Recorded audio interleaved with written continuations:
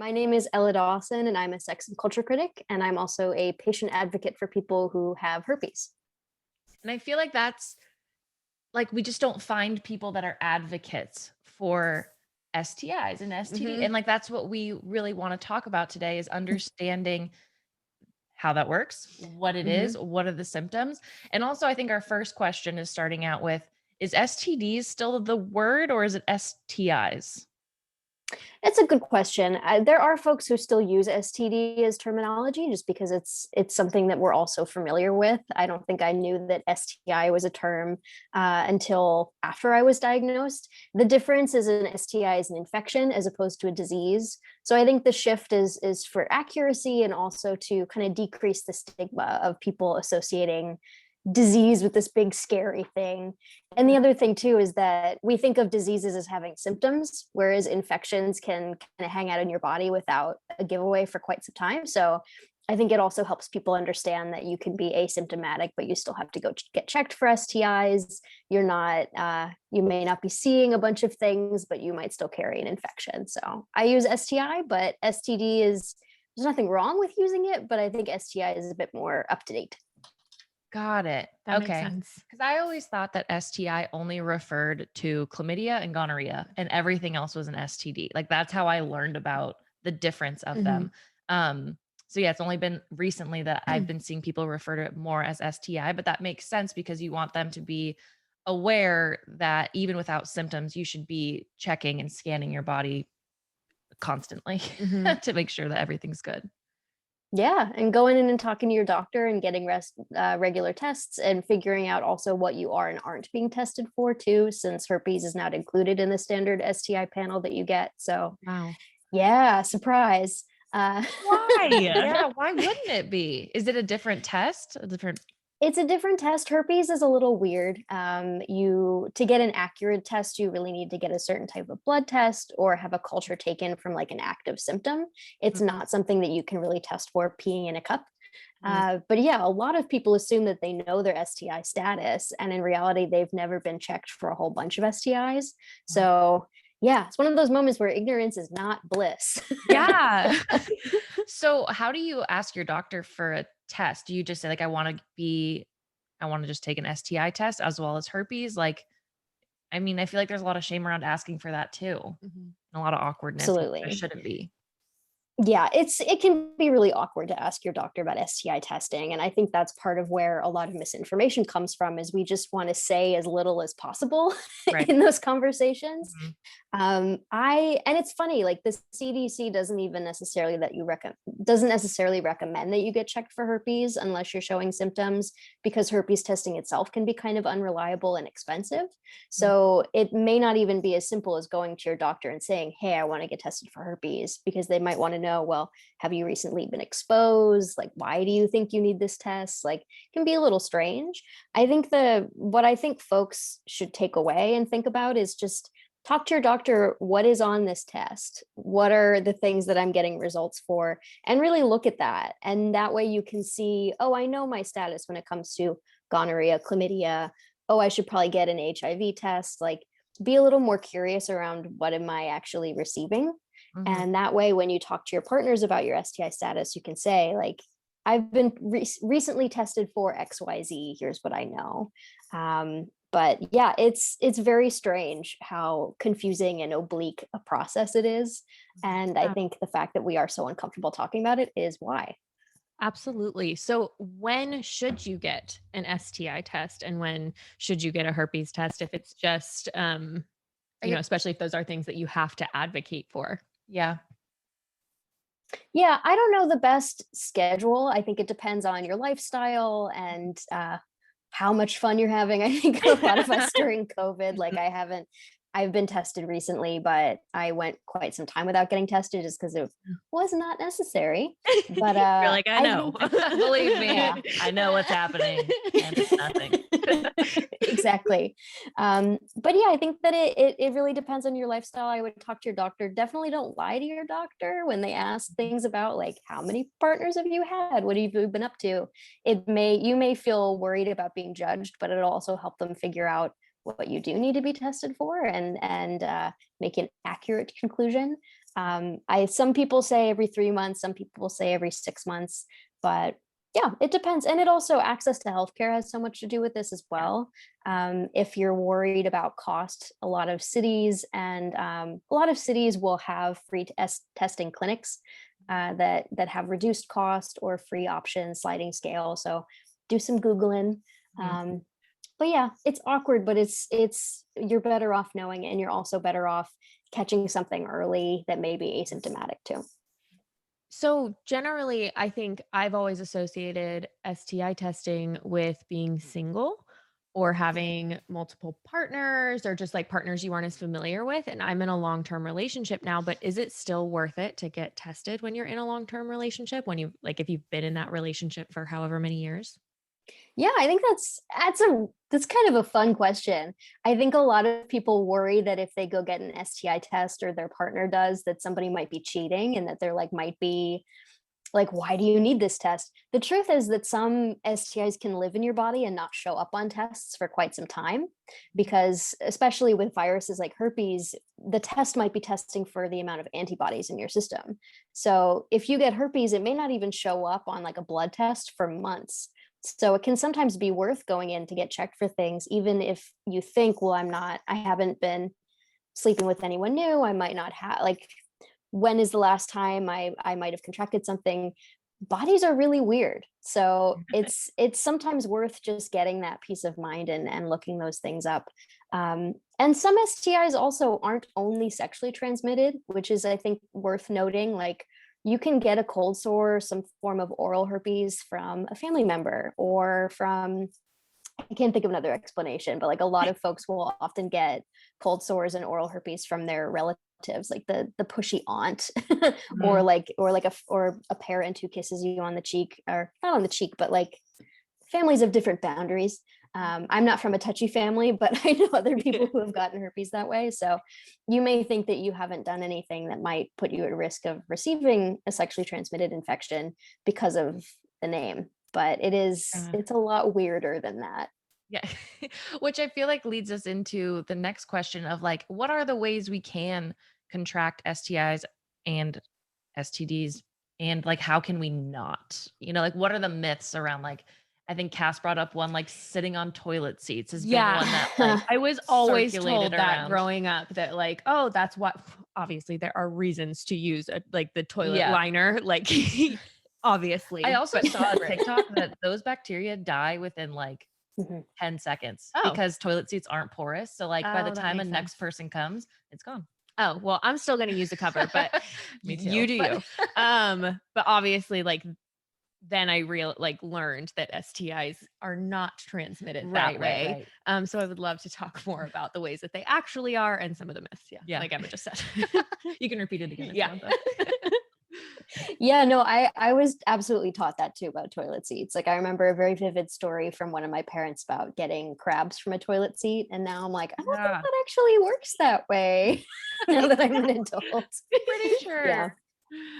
Yeah, no, it's funny. I'm not a scientist, so I am not the best versed in this type of question, but I will say there are a lot of myths about how you can contract different STIs that are extremely frustrating and stigmatizing. And then there's a lot of things that we don't think of as being STIs that can be transmitted in weird ways too. So one example I always think of is people freak out a lot about sharing cups, particularly in college when you're playing a lot of drinking games and beer pong and things like that. And there are absolutely illnesses that can be transmitted that way. But I remember a lot of HIV/AIDS stigma and people freaking out about that and making jokes about that. And like, certain viruses are just not likely to be transmitted that way. Like, there's a certain amount of viral load that you need to transmit something like herpes or HIV. And when it comes to sharing cups or things like that, like, the risk is probably not as big as we might joke about it being, but you might swap mono. Like there are other things that go around college campuses all the time. And virus is something that I find really fun about herpes, is that it's part of a larger family of viruses. And there's a strain of herpes called Herpes Gladotorum, which a lot of wrestlers get from wrestling mats, because it's just it's a skin condition. Like all herpes viruses are essentially skin conditions. So there are a lot of weird ways that viruses can be transmitted around. But in general, like in terms of basic rules, condoms and dental dams and things like that are, what's the word I'm looking for? Barrier method. Yes, thank you. Barrier methods are really helpful with certain types of viruses. It's useful to know how different viruses travel. So herpes is skin contact, it's not fluids. So condoms can be incredibly helpful for covering certain things up. And then there are other viruses that transmit in completely different ways. So it's very strange. I think a lot of us are taught, don't have sex or you'll get an STI. And in reality, how are you having sex? Are you using certain methods? Like, it's a weird one. Absolutely. Is mono an STI? I don't know if it's technically considered an STI, but you can certainly get it through being very up close and personal with another person's body. So absolutely. I think even STI as a category is kind of silly. Yeah. I know my partner got mono in high school and got really sick. Yeah, no, there was a kid that got mono at my middle school, and then it was like, where have you been? Kind of a thing. Like he was the biggest player in middle school, so we figured he was making out with a bunch of girls, which probably wasn't true, but that's what we said. Is crabs different than gonorrhea and chlamydia? I believe so, but I don't know. I don't know a ton about other STIs. I know a lot about herpes, but I'm hoping that will be the only thing I have personal experience with, knock on wood. Fair. Well, that's fine. So let's get into herpes maybe a little bit more then. So what are some symptoms of herpes? Like what are you going to experience? And I know that there's different kinds, like you said, oral, and then there's genital. So can you talk a little bit about those? Yeah. So herpes there are two strands that we associate with herpes strains. I should say there's HSV1 and HSV2. And the difference between those two strains is basically where the virus literally lives within your nervous system. So is it towards the top of your spine or the bottom of your spine? And you can also have genital herpes or oral herpes. Oral herpes tends to be HSV1 because it's living towards the top of your body, and HSV2 tends to be genital, but you can also have either strain in either place. So for example, I have HSV1, but it is expressed genitally, and that's where I transmitted it. So in my case, I kind of have like the mild strain, and not that we should compare them, but because the virus lives so far away in my body from where it expresses itself, I don't have outbreaks very frequently. So the strains are a little weird and confusing. Most people assume that HSV1 is only oral and HSV2 is only genital, but it's a lot more complicated than that. And there's actually been a rise in women getting HSV1 genitally because more people are having oral sex, which, like, yay, ladies. Right. But it's very weird. Herpes symptoms can vary depending on your body and your lifestyle and all kinds of stuff. We think a lot of herpes as being these frightening outbreaks of sores. But if you're herpes positive, you're not having outbreaks all the time. You're not like a permanently diseased leper, which I think a lot of teenagers kind of assume. We just don't know. I've been herpes positive for almost 9 years now, and I've had 3 outbreaks total, and each one lasted, I think the first one lasted 2 weeks, and my most recent one lasted like 4 days. So as you've had the virus, you'll have fewer symptoms over time, and they're usually less severe. And so in terms of my life, herpes has impacted it very little. Like the percentage of time I've been herpes positive and I've actually had symptoms is like less than 1%. I'm not good at math. But yeah, I think we assume that herpes is this like horrifying thing and you're just always this like gross being, but in reality it's a very manageable skin condition for most folks. And like the sores themselves, it's like little blisters, and they're like, I don't like touching them. They're a little painful and they look kind of ugly, but I've also had pimples that are excruciating. Right. So Yeah.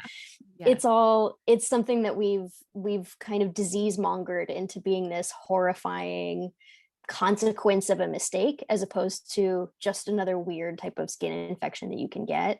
And the fact that we associate it with our genitals, which are very private, and that we have a lot of self-esteem attached to, can make an outbreak this very potentially scary thing. Or if you have oral herpes, it's potentially embarrassing because everyone can see it on your face. Right. So there's a lot of fear and disgust wrapped up in herpes that is completely disproportionate for what it actually is. Right. I have 2 questions right off the bat. Feel free to jump in whenever you Go want. ahead. So are cold sores herpes then, the oral herpes? Yeah, they are. Just like your run-of-the-mill average cold sore. Wow. Is oral herpes. Yeah. So a lot of people have herpes and just have absolutely no idea. And a lot of people with genital herpes are like kind of salty about it. Because it's like, there's the sense of like, why do we get stigmatized and people with oral herpes don't? But there's also the sense of like, why don't we get like a fun rebrand? Like cold sores sounds so much better. Yeah, it's really That's funny. fucked up. But Genital herpes does deserve a rebrand. Yeah, it does. So I'm sorry for like really being nitpicky on this one, because like I've had people and friends in high school who I know haven't been like sexually active have oral or have like a cold sore, but that's still like they contracted it somewhere from, is that skin on skin contact still, you're saying? For oral? Yeah. Okay. Interesting. Yeah. Which again goes back to like a kiss on the cheek or something like that. Exactly. And we don't think of that as being some terrible thing that person has done. So the moral judgment that we associate with herpes is really ridiculous, because it's a stereotype and it's not based in how actually people get it. And it can be very dangerous, that association of oral herpes with cold sores, because we don't think of cold sores as being something that you transmit. So if you have a cold sore and you make out with someone or you go down on a sexual partner, you could transmit herpes to them, and they might not even think of, oh, I got herpes from so and so, because if you don't even think of yourself as having herpes, it's this like language breakdown that we've created. It's really bizarre. Interesting. And then my second question that I was going to have is, can you only contract herpes from someone who is having an active outbreak, or can you contract it at any time? So there are times when you're more or less likely to transmit to someone. Like I have not had an outbreak in a very long time, but the period of time just before and just after you have an outbreak, you do shed the virus, is what it's called. So you can transmit at those times and not even realize it. You also can have asymptomatic viral shedding just at random times and have no idea that you're at risk of transmitting the virus because you're not showing any kind of symptom, which is why I think a lot of people kind of think of it as like the boogeyman. Like that's kind of terrifying, the idea that you could randomly transmit. But the chances of that happening really vary on your body, on how long you've had the virus, on the type of sex that you're having, on the barrier methods that you're using. And then you can also take antiviral medication if you want to, which can lessen the risk of transmission. It can lessen how the symptoms of your outbreak if you're having it. So a lot of folks will go on something like a daily Valtrex medication when they first get diagnosed, just to learn how the virus works, to have peace of mind. I was on it for quite some time when I was first diagnosed, just because I was freaked out about the potential of giving it to my partner. And now that I've been herpes positive for as long as I have, I'm like, this is not a super strong risk. And if my partner's fine with me not taking it, great. Are there any side effects of that drug? There can be. They're usually pretty mild. My only thing when I was on it was I was dehydrated, but I think that was also because I was 22 and just didn't know how to drink water. Because we're all dehydrated at 22. I feel Exactly. And like some people have, I'm trying to think if there are any like very intense side effects, but not really. I think it's more just, do you have access to it? Are you willing to talk to your doctor about it? What's your insurance situation? I think for me, it was like $20 a month, which I could handle, but I can imagine is a financial barrier for some folks. And also I probably had really good insurance at the time. So I think that helps too. Thanks, parents. I just have so many questions. I Keep don't even going. know where to start. But my first one is, so with, an active outbreak, either orally or genitally, like where do the sores happen? Like, can they happen both inside your mouth and on the outside? And can, like I'm thinking of like a vulva in particular, like can they happen like on the outer labia as well as the inner labia? Like how close to the clitoris can they get, like that sort of thing? I don't know a ton about all the places that sores can happen, but I think they can happen inside, outside, around. I don't know as much about oral herpes. I know that with genital herpes, it can be, I think you can have sores kind of that are a little harder to see that are tucked in. Okay. In my experience, they were usually like around my labia, Mhm. visible, annoying. Mine were usually pretty small. But yeah, I have also known folks who have herpes but get symptoms in really weird places. It's not uncommon to have anal herpes depending on how you received it. I've also known people who, for whatever weird reason, get outbreaks in like, I had a friend who would have outbreaks around her arms. And she did sex work, and I never asked too many questions because it's none of my business, but like I know that herpes can live in strange places. But for the most part, it is just going to be oral or genital and occasionally anal. Somewhere a gynecologist is like yelling at me for spreading misinformation, but That's okay. We'll but just it have is that true. Yeah. disclaimer out there. Take it. I am not a but- doctor, but Yeah. I do know folks who have had outbreaks in strange places just because the virus settled there. The only other question I have before I want to get into more of like the like stigma, shame, and like talking with partners is, oh yeah, taking care. Sorry.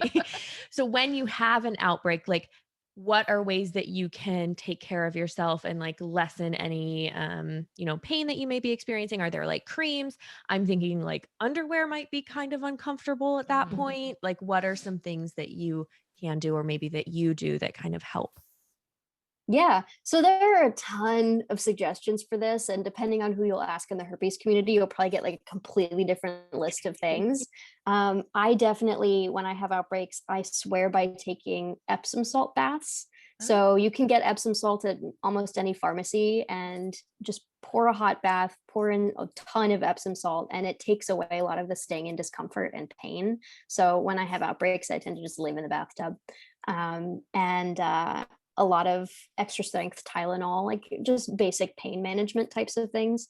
Definitely having a prescription medication for herpes outbreaks is incredibly helpful. So taking a short round of Valtrex to lessen the symptoms and help you heal faster. There are folks who recommend certain changes to your diet to reduce the frequency of outbreaks. People who take lysine tablets. There are a lot of like, there's a range of legitimate and more like woo-woo things you can do. But it's something that if folks are curious about, certainly there's a huge herpes community on Instagram where people kind of swap tips and trade advice. The main thing to know about herpes is that it's not curable, but it is very easily treatable. And I think that people, because they hear that it's not curable, tend to freak out. Yeah. But like any other infection that hangs out in your body, like there are ways that you can mitigate it and handle it, and it's not the end of the world. Yeah. And the more we can hear that, the better too, because that's not talked about. It's talked about, you have it forever. Herpes is forever. But it's like, but what can you do, to like help yourself and still have a really fucking perfect life and sex life? I had one more. Oh yes. Is there anything that like sparks a flare up or an outbreak? Anything like hormonally or in your diet that can like spark it? I don't know. Yeah, it really depends on your body, but absolutely. I have a friend who has oral herpes who, if she gets too much like sunshine and salt water in the summer, will have outbreaks. For me, my biggest, yeah, I know it's weird. For me, my biggest trigger is stress and like really intense stress. Like I've traveled internationally and I'm in a different time zone working a conference type of stress, like big stress. A lot of folks in the beginning of the pandemic started talking about having outbreaks because of all of the stress and anxiety. So it's really related to your immune system often. Some people have outbreaks related to friction, like if they, I'll let the imagination work there, but we all know when friction happens. Yeah. But yeah, so it really depends, and a lot of people just have different triggers. And if you are herpes positive, you'll either learn what those triggers are, or you won't have many outbreaks. You don't have to worry about it. But yeah, it's weird. It's, again, like I come back to the fact that bodies are really strange, and at this point I've been positive for so long that I'm more just curious about it, and I find it really fun to talk about as opposed to intimidating. Absolutely. As it should be with anything in life. You should just be curious and want to learn more and be able to talk about it so that everyone else can talk about it and feel fine. It not be a weird thing that we just treat unfairly. Like the way we treat herpes is unwarranted. Yeah. I mean, we shouldn't treat anybody in any situation how we treat. That's a different rant. I digress. You get it. But speaking of talking to people, right? Is that where you're going to go I next? actually wanted to start kind of on a different note and get there. Okay. But we really want to get into the shame and stigma. And I think I would like to start out with like that first diagnosis. So when you do get diagnosed as herpes positive, like what are some things that you would say to somebody in that situation? Because I think they bring all of that societal shame with them into that moment. So I'd like to start there and kind of like, I want to say like a lifespan, but like, that's not what I mean. Just like, moving through the different situations that you are going to be in.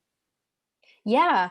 A herpes diagnosis is devastating. And there's been psychological research looking at the fact that it can really fracture your identity and your sense of self-worth in a way that is preposterously out of proportion with what herpes actually is. And there are some doctors who have said anecdotally that they find patients are even more distressed by a herpes diagnosis than by an HIV diagnosis, just because we know so much as a culture, I think at this point, about HIV, whereas herpes is something that is really faceless. Like there's no celebrities we associate with it. There's no like beautiful Broadway musicals or films that we think of. Like it's just a blank in so many of our brains. And so when you're diagnosed with herpes, the first thing you think of are all of the shitty lines in movies making fun of herpes, like every Judd Apatow film known to man. Even like progressive sitcoms have horrible herpes jokes. Like all of those things kind of come flooding back to you. And a lot of us, depending on the sex education we received, also learned that herpes, especially most STIs, but especially herpes, is like a consequence. It's like, you have messed up, you are disgusting, you are irresponsible. Like, what did you do wrong to get you to this point? And so when folks are diagnosed, they're hit with all of this like shame and confusion and feeling like a failure and feeling diseased and no one will ever love me again. Like it's quite genuinely traumatizing for a lot of folks, and can create like, there's a correlation between herpes diagnoses and depression and self-harm and all of these things that come with that type of trauma and sadness and isolation, because most folks, when they're experiencing that shame, don't want to go talk to their mom immediately or their best friend or their partner and be like, this is what's happening, process it with me. So it can be a really terrible experience. And it's frustrating to me looking back, because herpes did not impact my life very much. What impacted my life was that stigma and was that strain it put on how I was feeling. And what I wish I'd known then, and what I try to tell people now, is you are still the person that you were the day before yesterday. You did not do anything to deserve this. This is not a punishment. This is not the beginning of the end of your life. Like, this is just a skin condition. It is a virus that you have somehow been given, and it doesn't matter how you got it. It doesn't matter. None of that matters. It doesn't reflect who you are as a person. It is just a biological thing that has happened to your body, and welcome to the biggest secret society on earth. Like, seriously, it's absurd. Yeah. And although you may have never talked to anyone in your life about herpes, 2/3 of the world population under the age of 50, according to the World Health Organization, has HSV1, which is the strain that I have. 2/3 of people.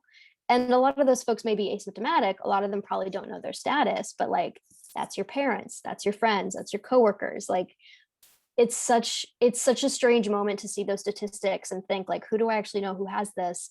Who's told me? So although you may be feeling completely alone and horrible in that moment, welcome to the family.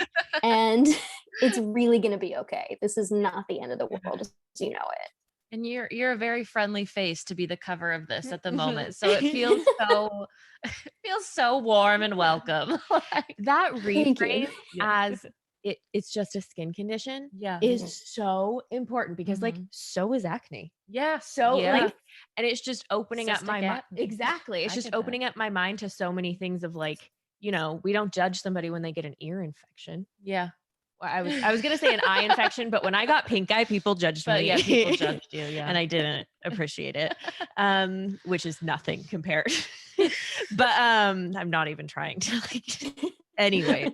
But it sucks that we're like, you know, so stigmatizing of anything having to do with genitals in particular, because sex is so shamed in general. That's like we do, even though it's not that different from an ear infection, it's just an infection in a different part of the body. It's really frustrating and disappointing that we have to be so scared and shamed in this particular way and treated like it is a consequence of something that we did. Cause it's like, an ear infection in the same way is like a consequence of something that had like I got in the water and I didn't clean out my ears properly. My dog gets ear infections all the time. He's got long ears. Okay. You know what I mean? Yeah. Sorry. Anything that like goes wrong or is like a misstep in sex, it's like consequence, you did it wrong. You should feel really shitty. And now you can't have sex with people or you shouldn't ever talk about it. You sinned. Yeah, exactly. Somewhere you sinned. After your diagnosis, and hopefully you're with a doctor that can explain that to you as well. But was that your experience? Like, did you find out from someone that was helpful or no? Yes and no. In some ways I had a lovely experience because the doctor who diagnosed me there was no judgment. Like I didn't feel unsafe. Like there was no kind of, what did you do? Like some people have doctors who diagnose them who are just jerks. And like, I'm super glad I had a lovely doctor who was like, oh, yep, this is really common on this campus. Like a lot of freshman girls come in with it because they are having their first oral sex experiences. Like she was very chatty and normalized it a lot for me, but didn't do a great job explaining what it actually was. And also didn't do a great job explaining, well, how the hell do I tell people now? She was kind of like, well, you know, if people really like you, it's not going to matter to them. And like, you'll meet someone who doesn't mind. And like, to me as a 21-year-old who wanted to have a bunch of casual sex, I was like, I have to wait for the one to accept me. Like, so in some ways it was great. And in some ways, like, I think that I walked away with some social stigma from that conversation. But yeah, some folks do not have all that pleasant experiences. Some people will like send away for their results and get like the anonymous service where they're getting their test result, but with no context of like, what does this mean?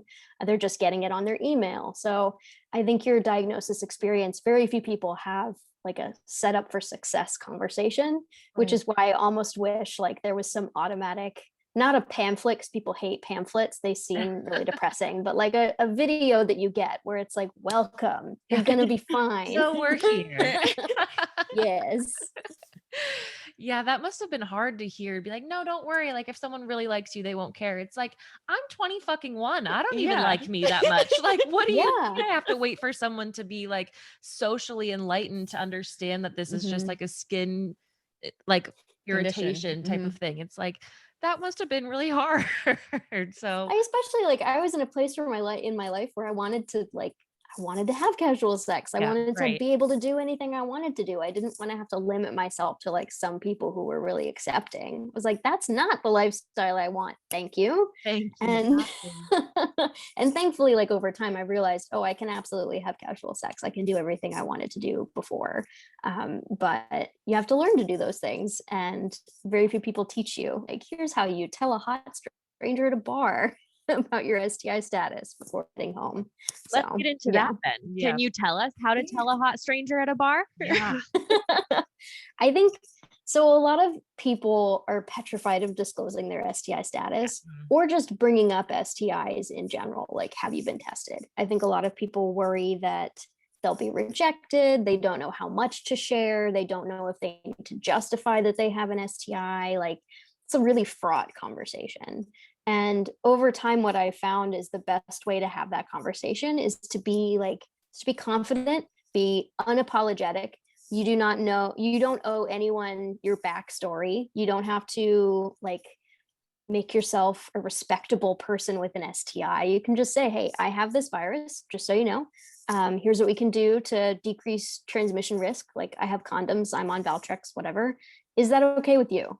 Do you even know your herpes status? Like, do you ever get cold sores? Like, you can have it be very matter of fact and lead with the fact that you're into this person and like, hey, I really like you. We've been dating. I want you to know this because I'm interested in having sex with you. Like, you can focus on the fact that ultimately the conversation you're having is an exciting one. It's like, I would like to do something with your body. And here's what you need to know in order for us to go do that thing, as opposed to, I'm so sorry, I have this awful thing to tell you. Please don't think worse of me. I have herpes, Right. which I think is the default for a lot of folks because that's how you feel. So yeah, don't talk shit about yourself when you're sharing something like this because you don't need to. Is there any difference if it's a person like maybe you haven't actually been dating them for very long, or you're not going to date them at all and you're just going to have sex with them like that one night? Is there anything that you would shift, or is it the same, just like very to the point, like confident conversation? Spiel.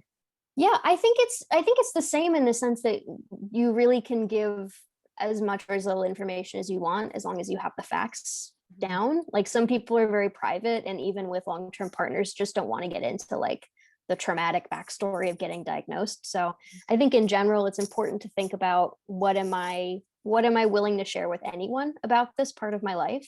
But when it comes to like having casual sex or taking someone home at a bar, this is also someone that you don't know very well, and you may not know their own situation. So you have an opportunity to make it a two-way conversation of, okay, this is going to happen. We both want this. When were you last tested?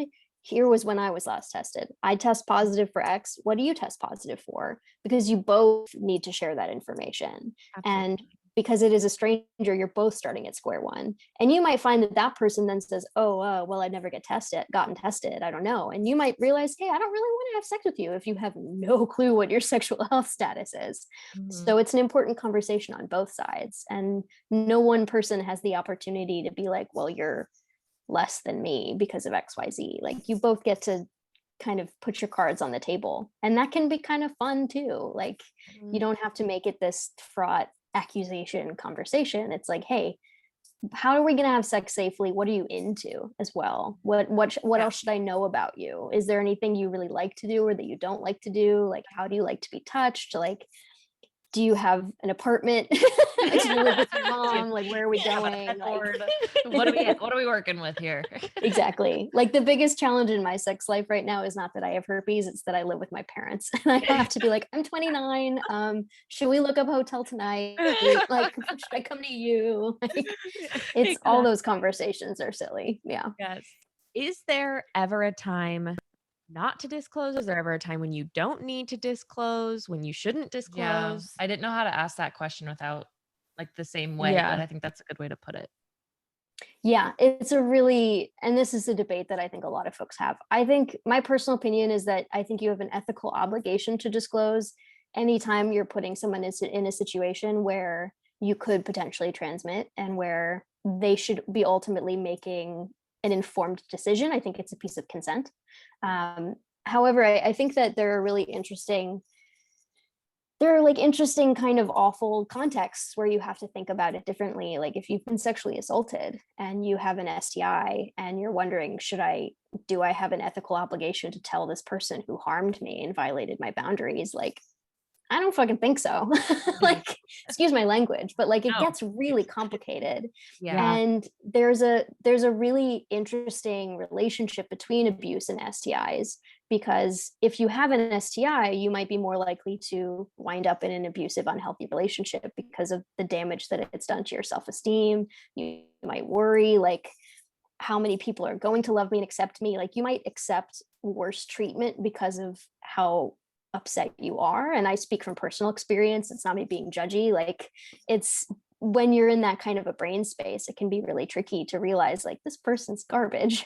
And then also, if somebody is abusive or perpetrator of different types of harm, they're probably less likely to care about protecting their sexual partners from STIs. So there is a relationship in some ways between abusive, shitty people and STIs, not because you're a bad person if you have an STI, but because if you're a bad person, you're not going to care about having responsible sex and about the consent of your partners. So I think that you always have an ethical obligation to disclose, but if you have been harmed, if there's more to it than that, an STI disclosure can be a little less straightforward and may not be the safest thing for either of you. So it's like it's a cognitive thinking cap you have to put on. It's like, it's tricky. Yeah. One more, thank you for sharing that. One more question I have about disclosure is kind of when. So if you're meeting somebody like on a dating app or you're texting them first and all of this, like, is that something you disclose then, like before you meet up for the date? Is it something you disclose on the date? If you're, gonna have sex, is it right before you have sex? When is kind of what you found the best time to disclose? Yeah, I think it really depends on your own personality and your own style. And I always find it funny when people ask me this question, because when you Google my name, Google's like, did you mean herpes? So I very rarely have to disclose because I'm like, shit, you already know. Well, when you're the poster child, the beautiful poster child for advocacy, it's like fun. Fun consequence. But yeah, I think in general, though, it really depends on what you're comfortable with. I think that you certainly don't have to put it on your dating profile. Like, you do not have an ethical obligation to tell someone as soon as you've met them or as soon as you have a crush on them, by the way, you should know this. Like, you don't have to, you can keep it to yourself. It's just exactly. Exactly. So I think as long as you're consenting before it or not, as long as you're disclosing before it's like immediately in play, I think you're fine. Like, if you're a first date person, good for you. If you're a third date person, good for you. As long as you disclose before you're actually having sex, you're good.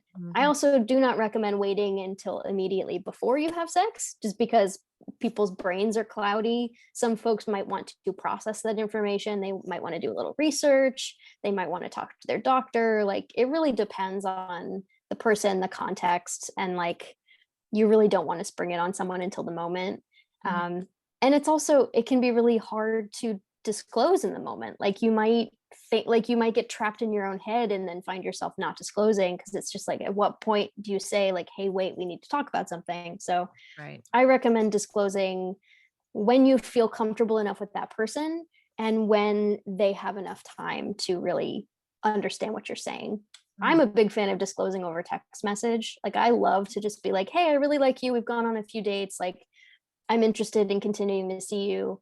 I just want to let you know that this is my STI situation. What's yours? Because that way I don't have to see the look on their face. Like, I don't have to worry about them responding in their best possible way. Like, there's a little bit of distance there, which makes it a little easier. But that's just me. Like, I've also disclosed in person. I've disclosed on dates. Like, it tells you a lot about a person's character and also about how good their sex education is. Like, some people might at first be like, and then realize, oh, this is really no big deal. My dad has it. Like, my best friend has it. Like, it's fine. So everybody's different. Right.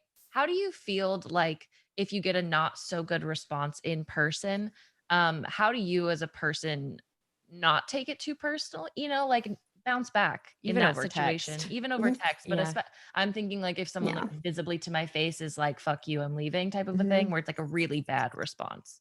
How do you? It's incredibly hurtful. Yeah. Like, I won't discount it. When someone acts like that, it touches a lot of nerves and it's just shitty. Like, I also think about it too of like, what if I told somebody on a date something else really intimate about me and they acted like an asshole? Like if I opened up about being a survivor of abuse and they reacted that way, like I would not think to myself, oh, I'm a terrible person. They have decided I'm not worth it. I'd be like, this person's a dick. So I try to remember that if someone responds that way to my herpes status, like, what is wrong with you? Like, you suck. Exactly. Like, what an unempathetic response. So I try really hard to put it in context, but it can be, it's not fun when that happens. I've had people be obnoxious to me about it, and I try to remember this says more about their character than it does about mine, and they're doing me a favor by removing themselves from my life, even if it feels like I've been rejected. Like, thank you saved me some time. Because I imagine there's a lot of other things that they would react not so well to throughout that relationship. Yeah, like vulnerable, sensitive things about like your hardships maybe down the line or previously. So yeah, it's like, all right, never mind. Fuck you. Actually, actually, fuck you. You're the loser and you can get out. Yeah, exactly. Exactly. So in the longevity, unless you had any more present moment questions, No. Of just like living with herpes. So is there anything like down the road you have to think of when it comes to like kids or genetics, anything like that, when you want to think about having a family? Does herpes play any part in that?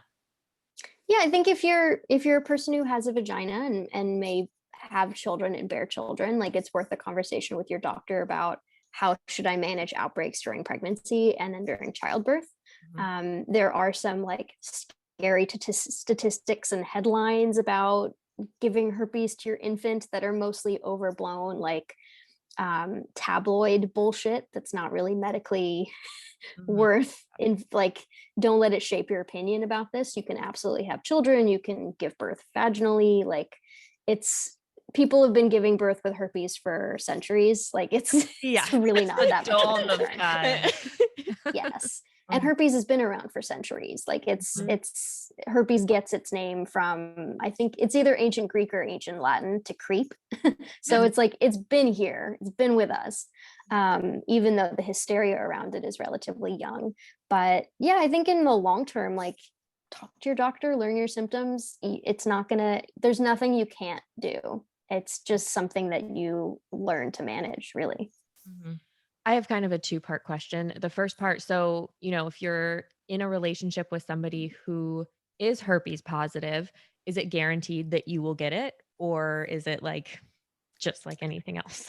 Yeah, I mean, I've now had 2 or 3 long-term relationships with people where we weren't even necessarily using barrier methods. We had like a conversation. I have an IUD. Like, I've had several relationships now where I haven't transmitted, and it's been theoretically possible, but my partners haven't tested positive. I know a lot of folks who've been married for decades where one person's positive, the other's negative. Like, it's not guaranteed.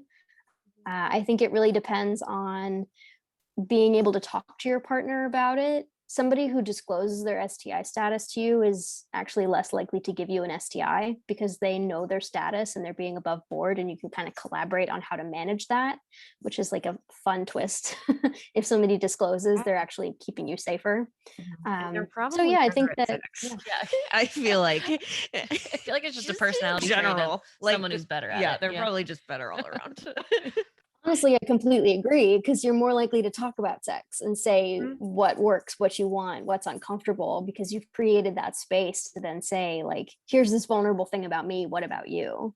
But yeah, it's definitely not guaranteed that you'll transmit. And if you do transmit, like, shit happens. It's not one person failing. You don't have to feel guilty about it. Like, that's something that I try to remember, is if I at some point do transmit to a partner, if I've disclosed to them, they've consented and they've said this risk is not important to me, and they then get herpes from me, I haven't ruined their life. Like, they are a willing partner. They chose that risk. And I remember I talked to one of my first boyfriends after getting diagnosed, and I said, I'm just worried you're going to hate me. And he was like, why on earth would I hate you? Because I get to have sex with an amazing person, and I got a virus that I knew was a risk of having sex with you. Like, stop.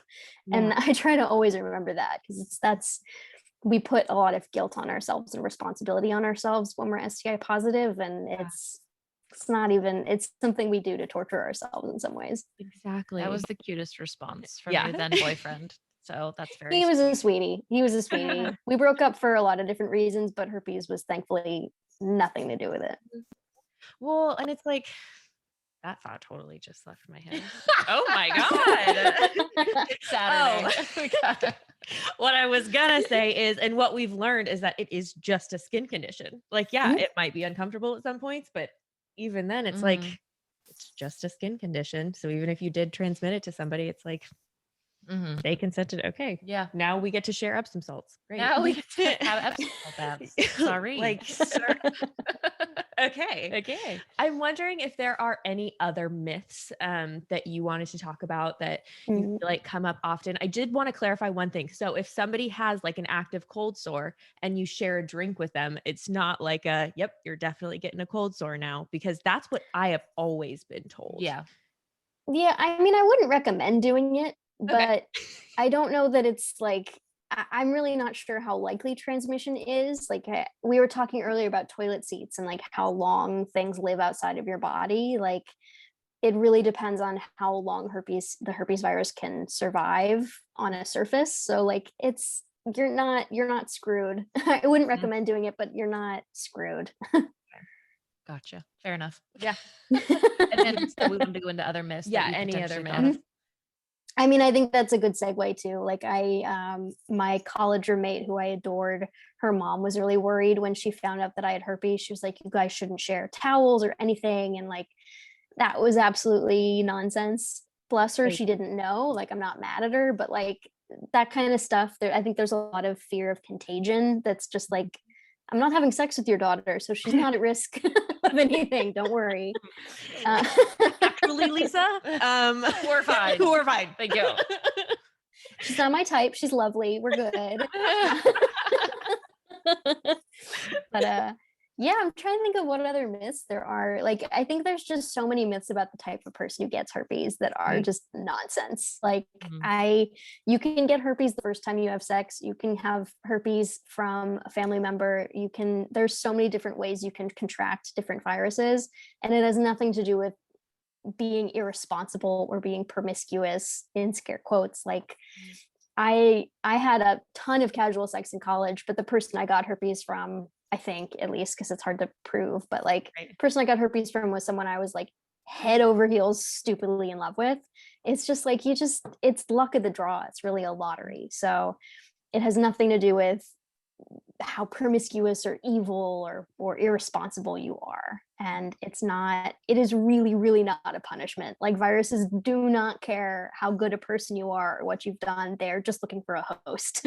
It's like, it's a lot like COVID. It's I was like, just gonna say, yeah, like we like to talk about people being irresponsible and not taking preventative measures with COVID, but like sometimes you just got in an elevator at the wrong time and somebody had just coughed. Like, you can't put so much moral weight in a virus. So that's the big thing I just wish people would understand is it does not reflect who you are. It is a virus. I feel like that's a great wrap up too to talking about this as well. Just, oh my God, a good and well-rounded. Yeah.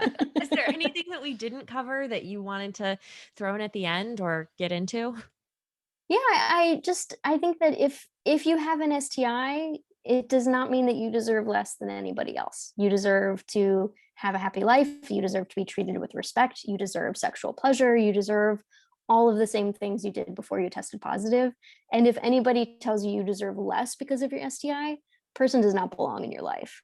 Whether that's a partner or a judgmental family member or whatever else, like, they have some learning to do, and that is not on you.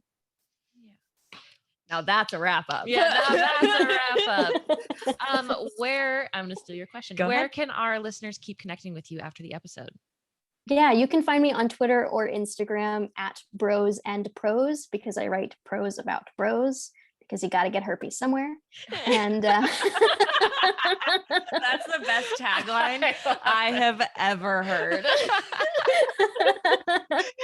Fucking love it. Fucking love it. And then I'm also elladawson.com is where you can read a lot of my writing about herpes and my TEDx talk about it and stuff like that. Amazing. Beautiful. Thank you so much. Fucking love it. That was amazing.